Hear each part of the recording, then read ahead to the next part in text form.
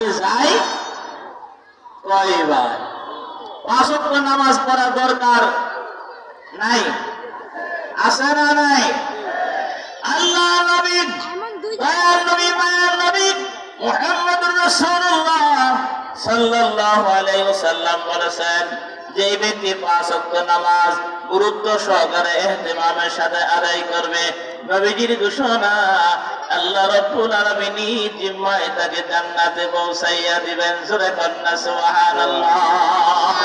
5 ওয়াক্ত নামাজ যে ব্যক্তি ইহতিমাম গুরুত্ব সহকারে আদায় করবে, নবীজির ঘোষণা অনুযায়ী ওই লোকটা জান্নাতের মেহমান হবে, আল্লাহ স্বয়ং তাকে জান্নাতে ঢুকাইয়া দিবেন।